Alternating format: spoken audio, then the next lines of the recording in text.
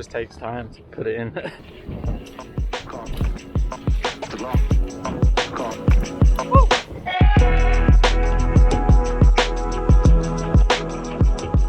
Yo, and welcome back to Dan Escapes. I hope you are all doing very well. If you're new to my channel, I am Dan and I like to escape on my bikes and do various other adventures. But today we're going to be talking about riding Whistler Bike Park in Canada.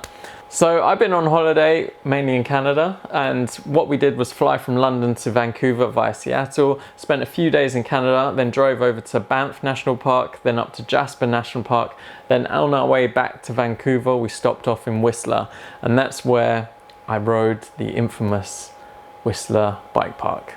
But before we get into that, I kindly like to ask you to hit that like button and subscribe to my channel, as it helps a lot and I appreciate it so much. But yeah, let's get on with it. So about my trip in Canada, I'm probably going to post a lot more on my Instagram channel. So if you want to follow me there, it's at Dan Escapes, where I'll post a few reels about my trip, my top 5, and probably a lot of the wildlife I see, because that's a bit of my passion. I like to see wildlife there. But today we're going to be talking about Whistler Bike Park and what I did and how I went about doing it.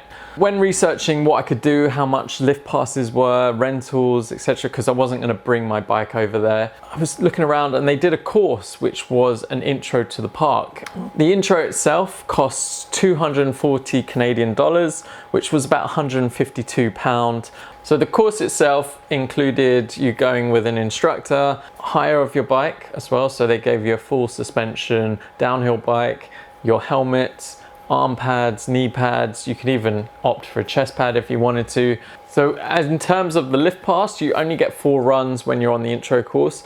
You know, that will be enough for half a day, because coming downhill is quite long, and you also get some tuition along the way, so you'll be stopping off various places, learning how to do various techniques like cornering, jumping, if you're that level. The way they structured it was they'd gauge what level you were, whether you were like a complete beginner or you were intermediate, and they split the groups up. So there were only 2 of us who were in the intermediate and the rest went in the beginner course. What was great about that was we were kind of riding more an advanced level, something that I could keep up with and progress with as well. Whistler itself is a ski resort firstly, and that's why they have all these chairlifts built. In the summer, when all the snow has thawed, they've carved out some tracks in between the trees where us mountain bikers can ride down. When it comes to the mountain bike season, what they do is they go bike rack then chairlift, so they'll switch out one of the chairs for a bike rack which can hold up to 4 bikes, and each chairlift can hold up to 4 people. Loading can be quite daunting, so if this is something new to you, it's worth booking onto the intro course so they teach you how to do it safely and properly, although there are staff there that will help you if you get stuck. Once you get to the top of the lift, you have staff up there which will take your bikes off and then hand it to you as you get off your lift chair, and then you can just go off and ride. So the bike we got was a GT Fury downhill bike. I was still new to this because of the way the forks are. You don't have much movement in the turning radius, so you have to learn how to lean your bike to get a better turning, especially on tighter corners.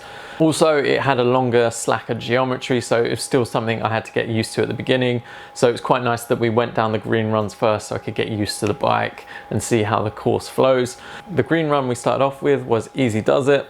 Really nice mellow run, really wide, so you know you don't have to worry about flying off into trees. Great big sweeping corners, and yeah, just great fun to go down, especially if you're a beginner, because it's really nice to learn on something like that. While you're going down Easy Does It, there are offshoots, so you can do like other green tracks which will then lead back onto Easy Does It. So we did a few of those while we were going down, and yeah, it was nice. I think we even did a blue run on our first run, which was quite cool. And then yeah, that run will take you all the way down to the bottom where you get the lift. And the good thing about being on a course, you don't have to wait in the long line. You can just jump straight to the front and they'll let you on. And that's the benefit of doing it. And it's great because, you know, you've only got a limited amount of time on your course, so it's nice to get through as much as possible.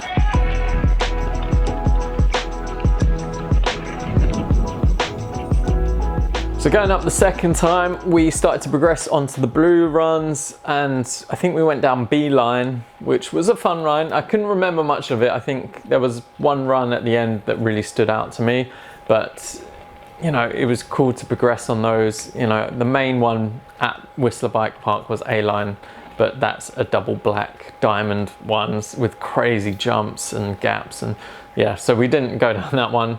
I'd love to progress to that one day, but yeah, B-Line was pretty fun, takes you down. Then we did a few offshoots, bit more technical descents and a bit more single track narrow runs through the trees.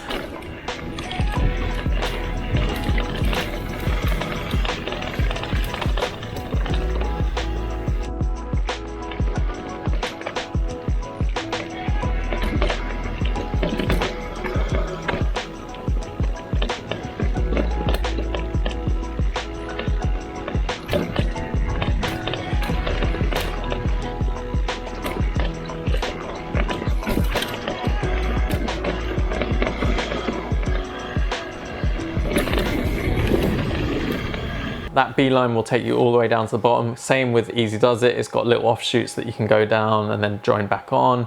And then, yeah. And then the third one, when we went back up again, we started to practice our jumps. There was a little mulch jump or a little fun jump on the side where you could just practice getting air, compressing the suspension and letting it spring up to push you down. Because obviously this is like my first time riding a downhill bike and kind of riding a like full suspension. Obviously I'm used to a hardtail and I've tried out a full suspension before, but nothing in depth to this and riding extreme tracks like this. So it was nice to learn how to use it to your advantage to jump. And I get it why people want to go for a full suspension bike, and yeah, maybe something I need to upgrade to. After we practiced on the jumps for a few times, we then went on to Crank It Up, which was probably my favorite line. And it's insane, some of the jumps on there, and fun. It even started out at the beginning with 2 wall rides. They weren't vertical wall rides, they were slightly at an angle, so they're easy to jump on and jump off of. But yeah, there was a little section on Crank It Up where it was just jump after jump after jump, and I'm just insane. Loved it, and I just want to get back to ride that line again. And it's opened me up to feel a bit more confident riding some of the bike parks in the UK. So that's something I'm going to take you on my journey to those bike parks.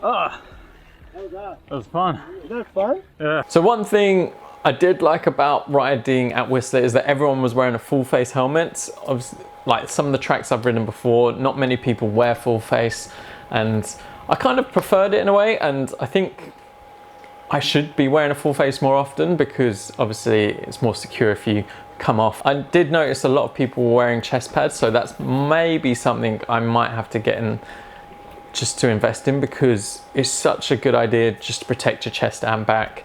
And what do you think in the comments below? Should I wear full protection or just go no protection, just wear minimal as possible?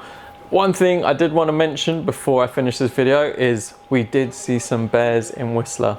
I didn't think I was going to see any. Our guide mentioned as we're going up what to do if we did see a bear. We ended up seeing 2 bears, and one had a couple of cubs which I saw climbing down the tree, which was insanely cute. That's your bear. Yeah, where's the bear? Oh, right there. Oh yeah. Oh wow. They're on the grass where there's no bike trail. Apparently this year, because the winters have been a lot longer and there's still snow higher up, the bears are coming down lower to feed, because obviously they got to prepare for their hibernation months. That means we're interacting a lot more with the bears, and it's not a good thing. We need to try and keep that separate. But yeah, it was just insane to see, especially riding your bikes and being close to an animal that big. Yeah, it was pretty special, that, you know. So that was one thing to be aware of. You know, if you do see a bear out there, try not to approach it, and if you do see one, keep your distance away. You don't want to startle it and have it come attack you, because most likely you won't be carrying bear spray on you and you'll come off worse. But yeah, that was my little trip to Whistler Bike Park. I loved it so much. I could have carried on riding all day, but I had to finish. I had to end it there. But it's definitely something I will want to go back and try and ride more. And like I said before, experience a lot more of what the UK has to offer. Let me know in the comments below, have you been to Whistler Bike Park? Have you tried out any of the bike parks in UK? What are they like? What should I check out? I know there's many out there and I still need to ride as much as possible. So yeah, any feedback or any advice in the comments below would be great. But yeah, that's it for today's episode. If you enjoyed it, please do give it a thumbs up and subscribe to my channel, as it helps a lot and I appreciate it so much. Hope you're staying safe, staying positive, having fun, and I shall see you in the next one.